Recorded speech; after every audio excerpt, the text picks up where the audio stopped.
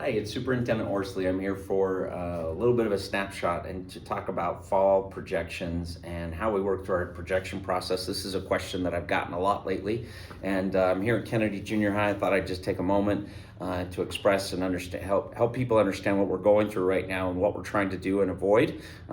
So with respect to that, I want to tell you a really quick story.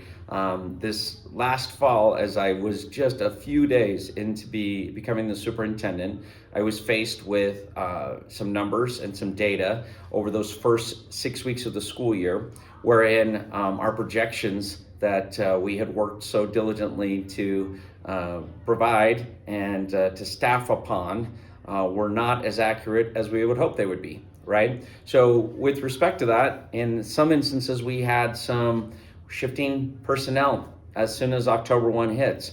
In one instance, we had a situation where 3 teachers we had over projected because of some new development in the area that didn't come to fruition quite yet. 3 teachers had to be moved because there was no funding to be able to retain them with those smaller class sizes, and to do so would have been inequitable to the rest of our school district because we staff all of our schools at the same ratios across the board. So with respect to that, I had to personally go out and apologize to these teachers who had spent 6 weeks getting to know their kids and their students, and they were essentially ripped out from their communities. That's not good for kids, that's not good for our teachers, and that's not good for our communities and our families. So as we kind of went through that situation, Jessica from GEA and I had some lamenting conversations about how do we get rid of this? We've got to find a way to eliminate this. And really, as we have spent the last several months kind of going over that situation, the best and simplest way to eliminate a fall staffing adjustment is to simply be more conservative on the front end. Now, Granite School District as a whole has declining enrollment to the extent of upwards of 1,200 students less this next current school year. From this school year to next school year, and that is continuing to project outward. Our long-term projections indicate that we could lose another 5,000 or 6,000 students, upwards to get us down to around 47,000 students in the next 5 to 6 years. So that is a really challenging circumstance to be in with a district that is in declining enrollment. So again, our goal with our conservative, very conservative projections is to eliminate the fall staffing adjustment. So the goal here is we don't want to have that pain on the back end. So we're trying to actually be a little more conservative again on the front end to make sure that we don't have that huge pain on the back end for all the folks that are involved. Additionally, this year we're expecting a significantly tighter budget than we have in a long time. Looking at the numbers from the state, it's the last day of the legislature today. The numbers are not great. Even with a 4% WPU increase, there's some mandates and some other adjustments to tax reform that at least 6 bills that are changing the way public education is funded.